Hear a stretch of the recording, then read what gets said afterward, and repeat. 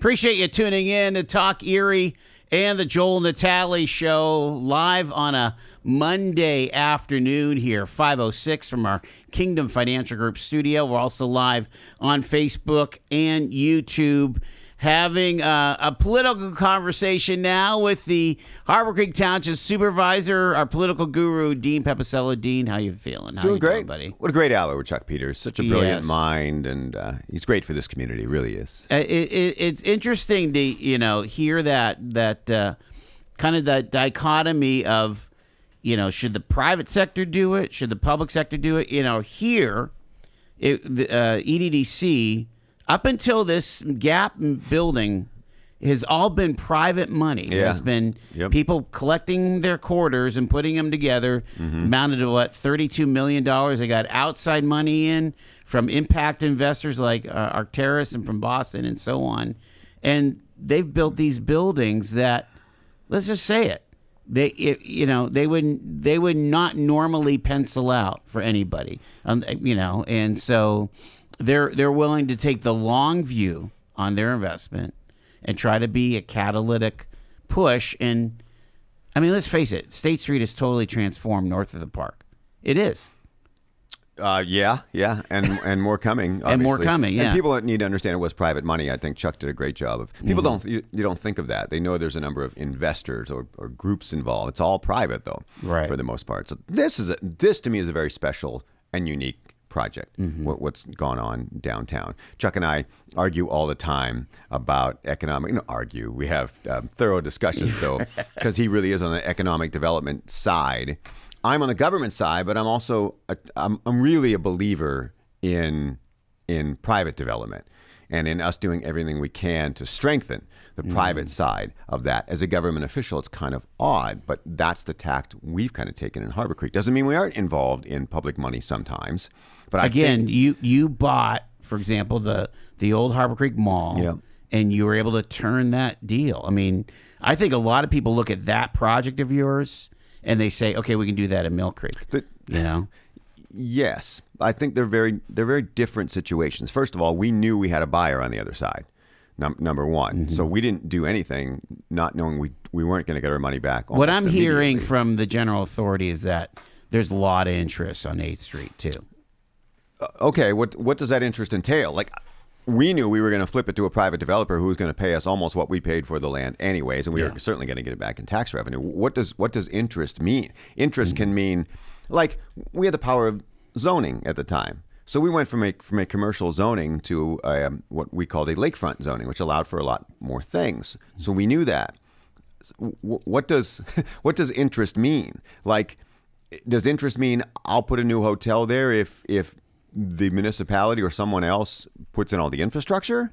Are they going to do the stormwater and the paving? Do you have to build the building for them? It used to be Cabela's, when Cabela's was the big outdoor name. Yeah, sure. They looked at this market. They looked at us and they said, you're gonna not only we're never going to pay taxes, but you're going to do every bit of infrastructure. And we're like, no, that's not how it's going to work. And they said, you don't understand. We'll fill that entire interchange with other things that come because we're a destination. So that's a different scenario than, maybe in that instance, you would look at doing some more things as a municipality redevelopment authority.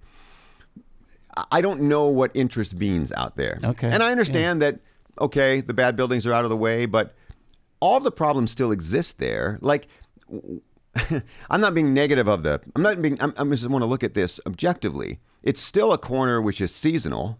Right, it is a corner built around the peninsula in large part. Right. I think that seems to be the draw. That still is very seasonal. You had a number of businesses in there that, for whatever reason, weren't exactly successful here, at least recently. Were in past times, but all of those things are still questions. So how do you then solve that? Okay, you've fixed the immediate problem of what we might call blight. You've paid a lot for all of it. Now what? What will deem success? Why is the next development now that the government has purchased and ultimately redeveloped, why is that a better scenario than empowering the private sector? We do a lot of things through tax abatement, through ease of our system, through just generally wanting the development. You would be surprised how many developers just come in to get a feel over whether or not we welcome them. Because if a community doesn't welcome them, they know it's going to be an uphill battle. Sure. But all of those things go a long way. I know money at the end of the day. Chuck's right about all that. No developer's coming to a place they're going to lose money. I just think there are a lot of ways to skin the cat from an economic development standpoint. And I think his point on the green shingle is it was all but impossible. Right. So there's got to be some sort of government involvement. I just think it needs to be rare. Yeah, well, that makes a lot of sense to me. But we're talking politics here. You think about the political ramifications of the Mill Creek Gateway. Yeah. We have a supervisor that lost their primary. May have a change of government in large part. Might have a change of government. They won't say that it's that issue, but in large part, it probably will be. It's so fresh on people's minds that probably could be an impact. Yeah. We'll see. Oh, there are political ramifications for economic decisions, without a doubt. I mean, okay, so let's expand out to the state. We still don't have a budget. SEPTA is taking budget cuts for transit. We don't want to. This is my feeling. We don't want to lump in all of transit across the Commonwealth in with the issues that they're having down in Philly. I mean, Philly's their own deal. Is that accurate? I'm the wrong guy. It just and again, it doesn't. It's not no skin off our nose, but we end up paying part of that. Exactly. I believe in public transit. You guys, I love when you guys take it and you make a big deal of it, both of you, because I think that's awesome. I love what Jeremy Peterson has done. The dude's awesome, right? Life is better, in particular in urban areas, because of transit. I will tell you that I personally think that there's a certain overvaluation of transit and a reward based on the financial impact that it has on communities. I think the natural tendency of people is not yet towards mass transit. I just don't. I know everyone wants it to be. I get all of the wonderful things that happen because of that. I believe in it.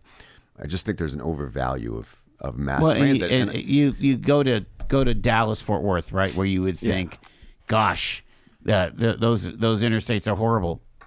No, they keep building them.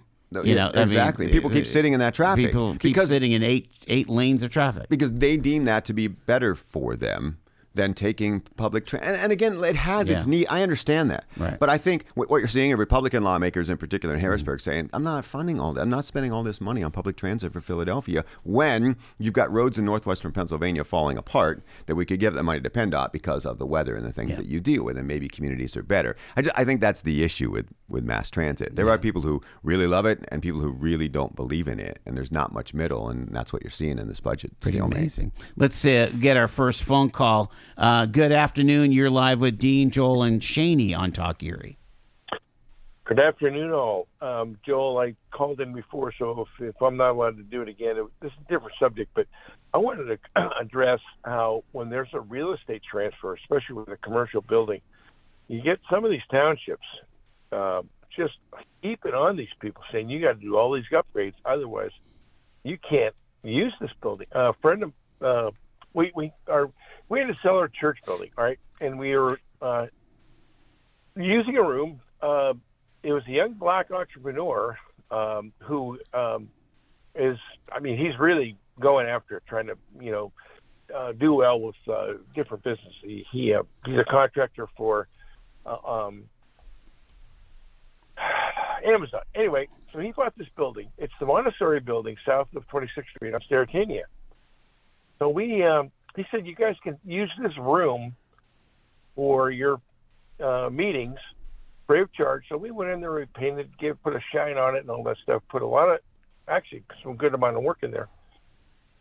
And somebody turned us in, or turned this other guy in, to Mill Creek Township.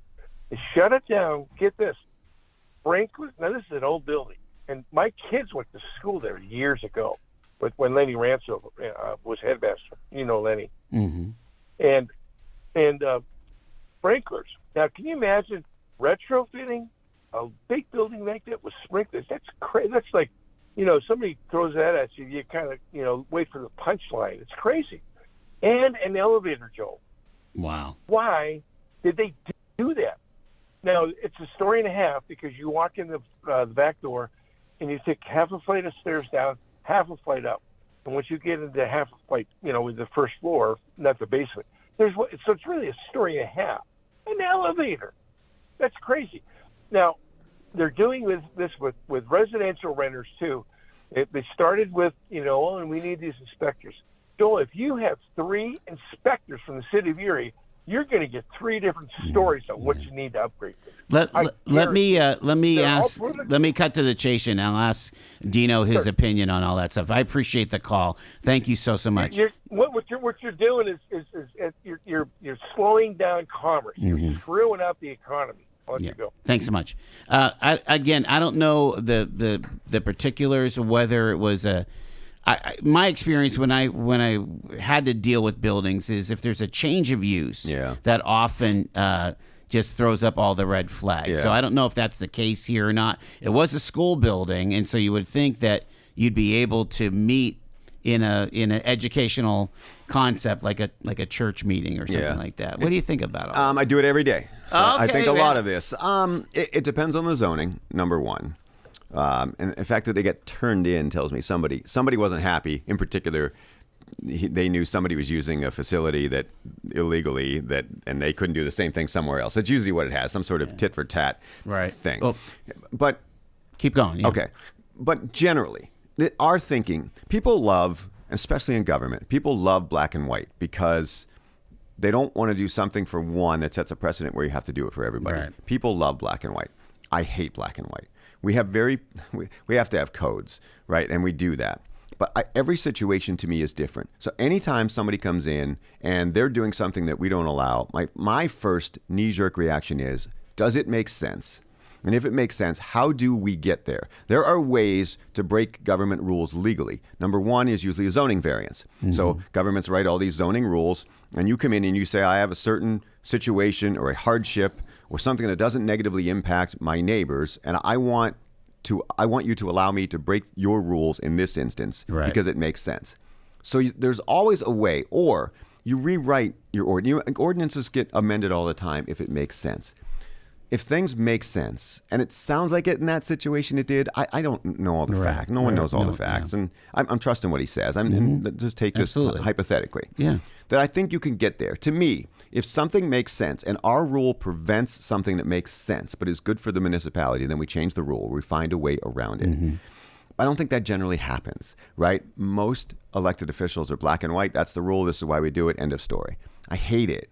I hate it. And we work every day to try and make that. I mean, adding sprinkles and adding an elevator adds $1 million to your project. It's not going to make things viable. Yeah. Now, there are ways around building inspection. I'm not saying ways around that are a problem. Instead of sprinklers, we're going to add 2 more exits, and we're going to show where there's a hose. I mean, I can't speak to all this stuff. I don't do the building inspection and farm all of that out. There are ways around that don't jeopardize public safety, allow these things still to happen. Accessibility might be different, like the elevator, that type of thing. I think if it makes sense, there are ways to get where it is common sense for people. There's also times where, listen, man, the answer is no. Here's why the answer is no, and here's why it has to be no. And I know you don't like that answer, but I'm sorry. But I don't think there's enough common sense with some of these things. That makes a lot of sense to me. It is 20 after 5 o'clock. Dean's with us here. It's Talk Erie.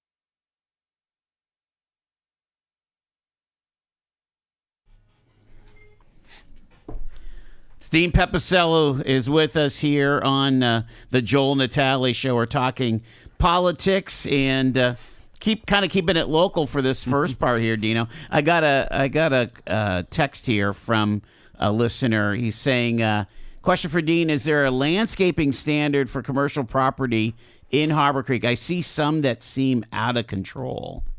So what's that all about? Well, a couple of things. So when there's a change of use or you're building new, we do have landscaping standards. So we require green space out front and on the sides, protecting neighbors, some sort of shrubbery or trees. Some places there are sidewalks, paved parking, lighting, stormwater, obviously. So all those things are a part of the land development. So we do require, when there's a change of use or a new development, to do all those things. It's one of the reasons. If you drive Buffalo Road in Harbor Creek, you'll see most places, certainly are fairly new within the last 20 years, will have all of these things, right? Yeah.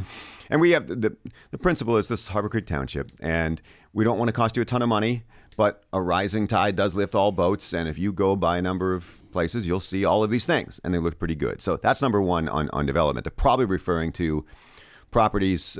We've had trouble with KFC. I guess we can say this because this is public record at this point. They have to keep it up, right? All these things have to be kept up. Your grass can't grow out of control. There's only so many things we can do. But yeah, we have situations in that particular case. We've had ownership or management that hasn't really kept up. So we have been on them lately. We've gotten some grass mowed, and it's something we have to stand. We have standards. What about residential? In the city, we hear, okay, well, the landlords have to, get inspected every other year. Yeah. Yet the single family homeowner, and usually it's some kind of a hardship case, somebody on fixed income just can't seem to keep the grass mowed or keep the gutter attached and stuff. How do you guys do that in the township? We don't do rental inspections. We don't have a property maintenance code. I'm a government official who really doesn't like government.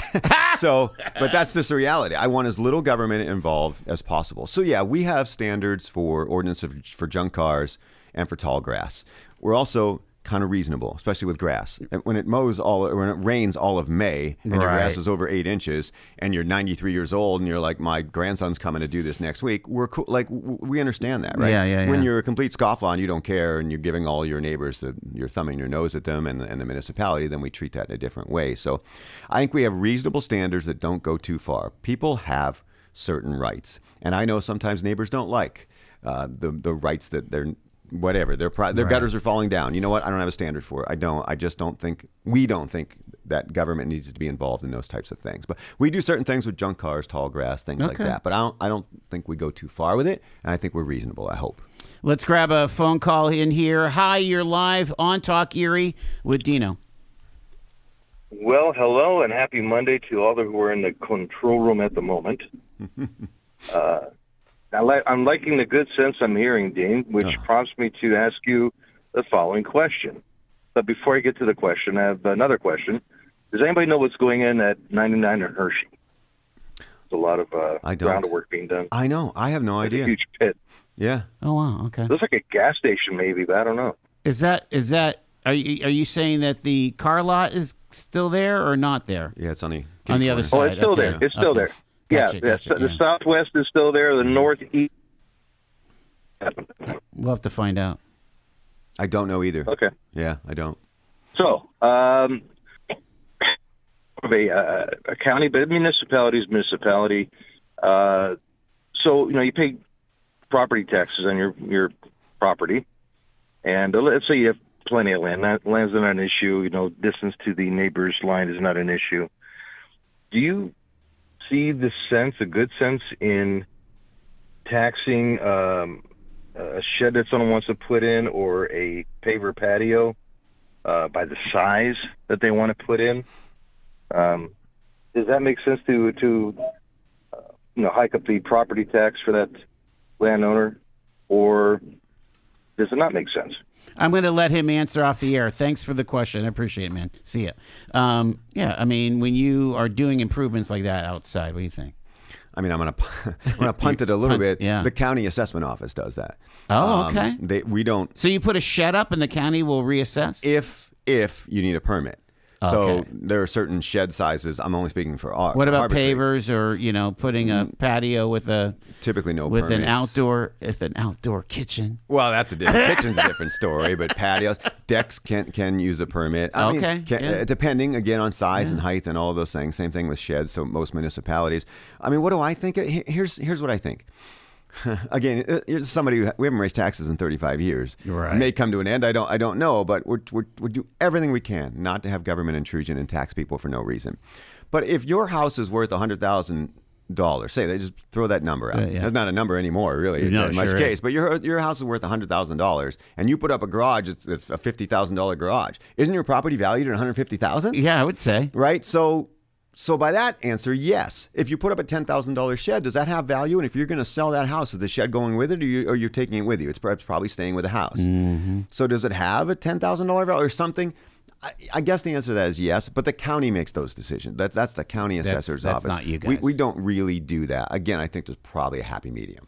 All right, I got like a minute and a half. Hi, you're live on Talk Erie. Hey, Dino, you don't need none of those homeless tiny homes out there because you don't have no homeless people out there. Well, there are a few Take care of occasionally. business. What you could use out there is a seagull ordinance. I know, for the Kmart, the old Kmart, right? Right. But hey, you were speaking of Chuck, and I just tuned in when you came on, Dino. Who's this Chuck you're talking about? We were talking to Chuck Peters from Altair, the commercial real estate guy. Yeah. Okay.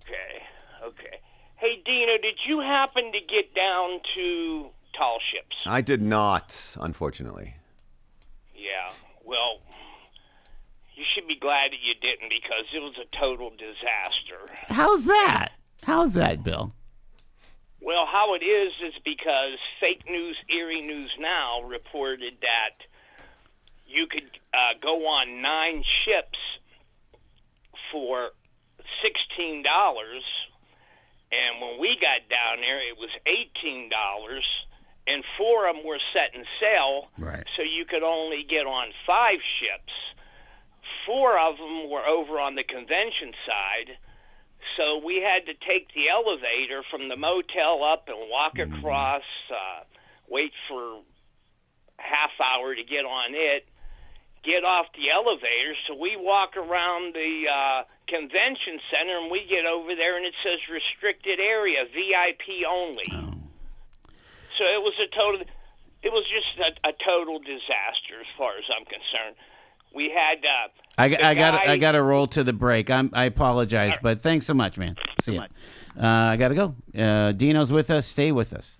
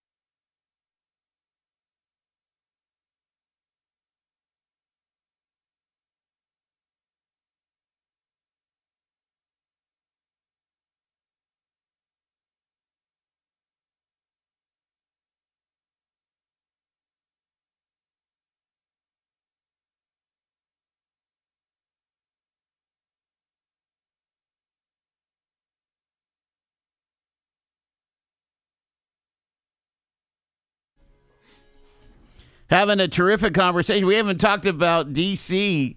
yet. Isn't that awesome? But we're talking politics with Dino here, live from our Kingdom Financial Group studio here at 5th and State. Again, are you like singularly Dino in all of Erie County? I mean, people say Dino.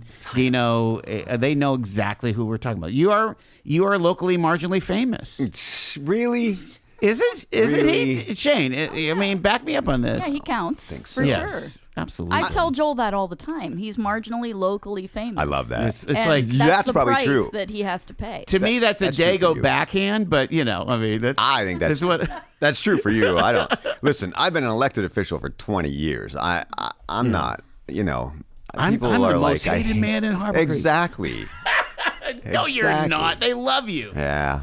Some They days. love you. Some days depends on the decision we're making. All I right. think. Well, let's pivot. Let's talk a little DC here. So okay. I just want I want to take it in stride. Okay. I like that there's a lot less crime in the District of Columbia. It isn't though so unprecedented. Actually, in March they went 14 days without a homicide. Okay. So okay. But no, I mean, I want to give the president all his due. I mean, when you enforce the laws, that's a good thing. Yeah. Is that a question? Yeah, your reaction, sir. I think it's a tricky one.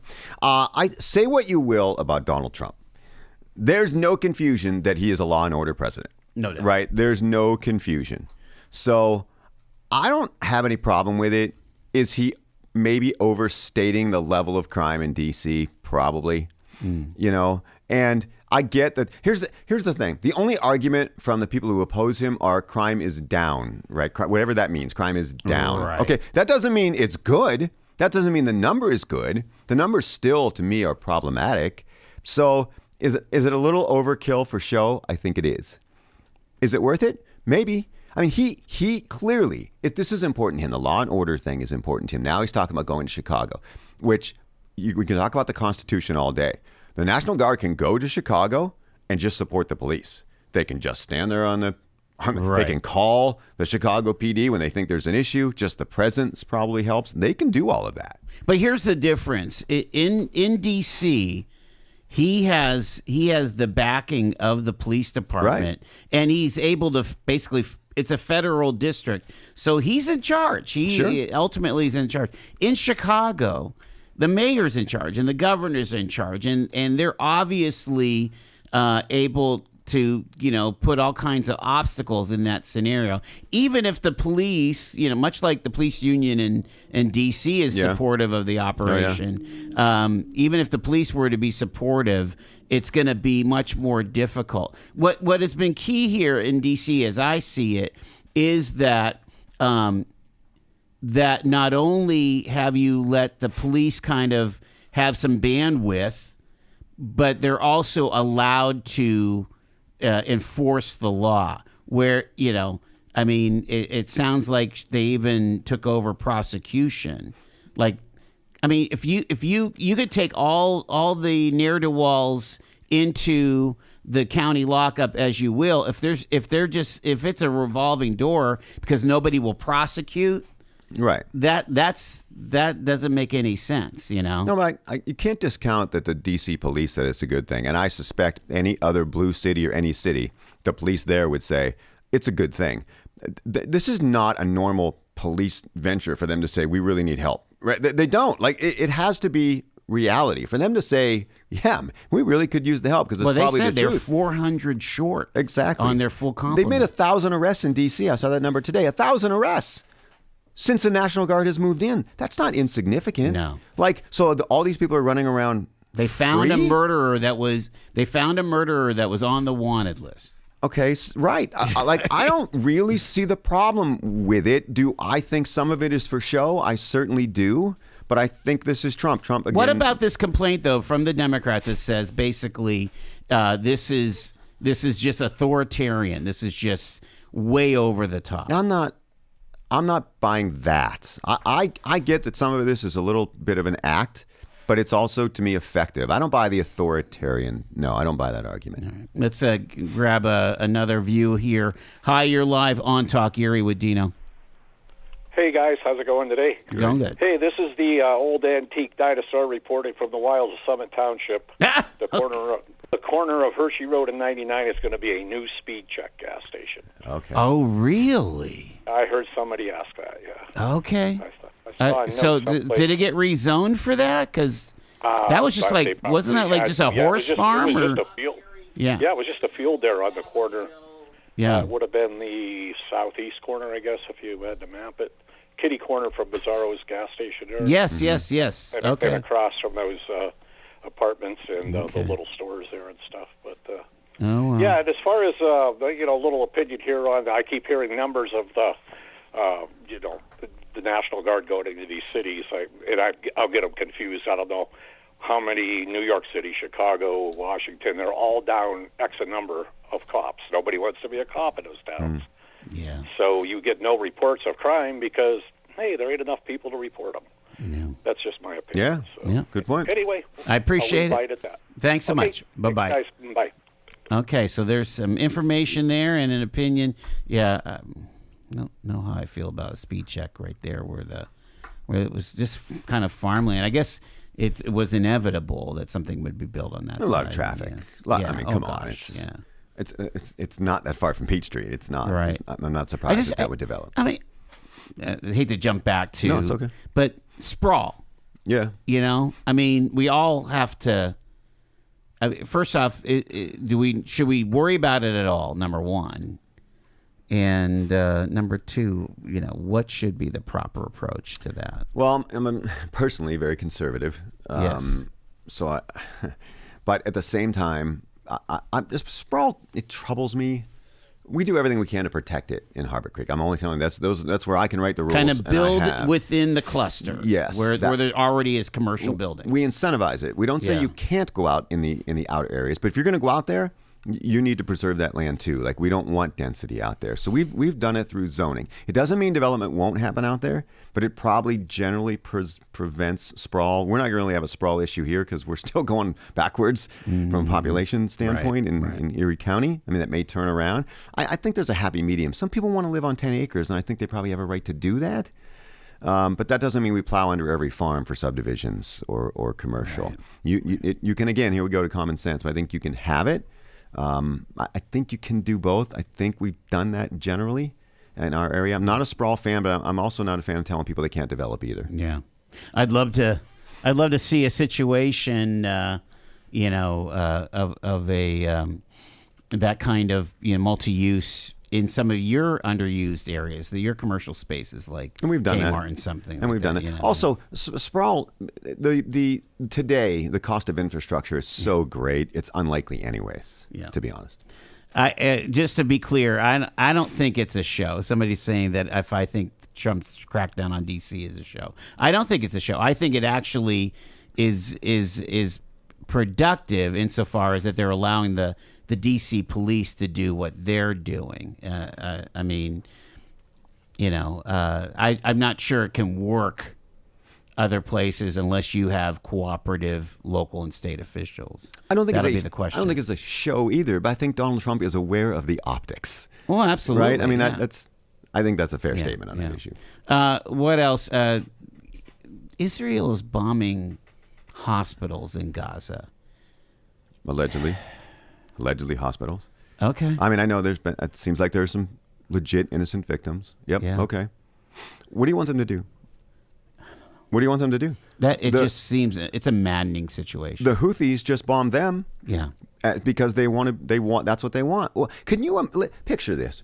Picture Pennsylvania surrounded by New York and Ohio and West Virginia and Delaware, and all of them hate us. Mm-hmm. All of them. They hate us, and they want us dead, and they're going to do everything they can to make sure we all die. Can you imagine living in that? That's what Israel is going through.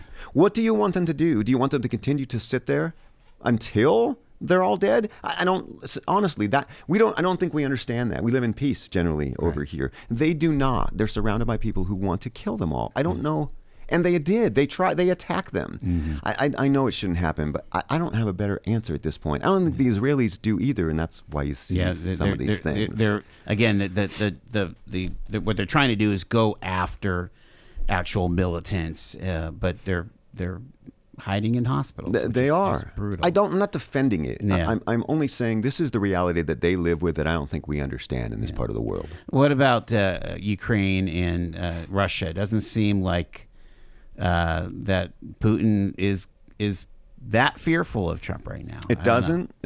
Some people say the sanctions will have an impact.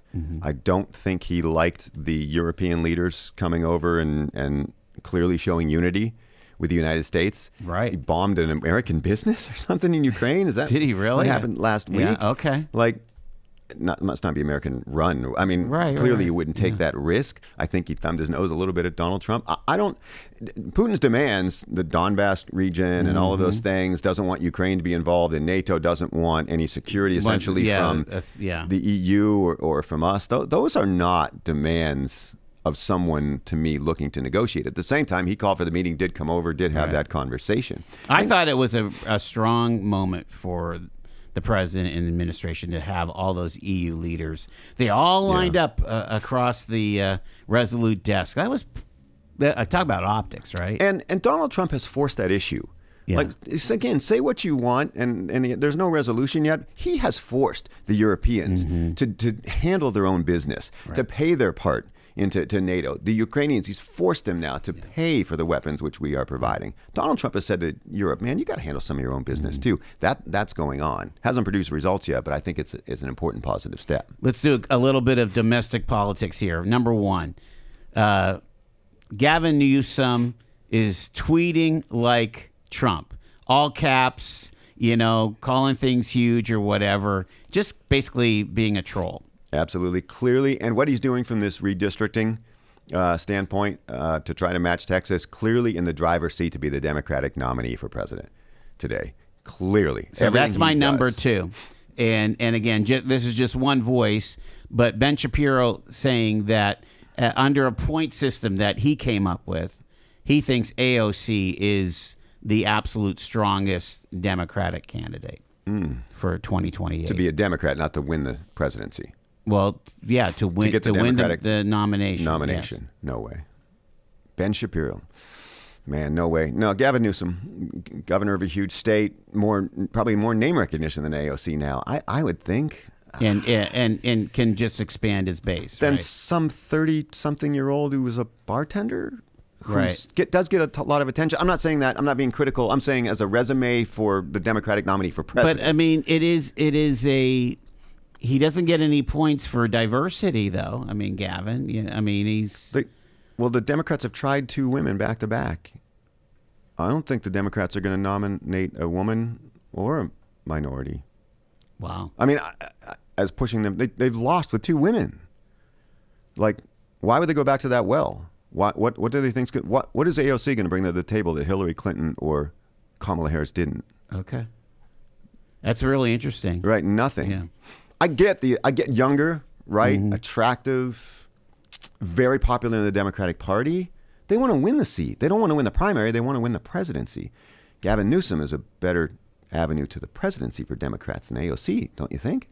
Well, again, he's running, the 4th largest economy in the world or something like that. And many say running into the ground. Yeah. Okay, but he clearly is posturing himself as a presidential There's no candidate. doubt, yeah. To the point of kind of the race to the bottom with the crazy tweets. Yeah, AOC's not. Do you think she's... No, actually, she's kind of separating herself from the squad of, and trying to be more intellectual and then maybe she is. or whatever. Really? That's I don't know what if I've seen that's that. again. That's what Shapiro is saying. I'd give you their 1 and 2 today, but I would flip them. I would have Newsom at first. top. Yeah, interesting. Today, Mayor Pete, not so much. 3rd. Oh, really? Up Third. there, you think? Yeah. Okay. If you see him in all the polls, What about the Andy Beshear from Kentucky? Again, another governor. Who's the fellow from Maryland? Yeah, Wes Moore. Wes Moore, again, pretty appealing. He is. I like Wes Moore would be a good Democratic candidate.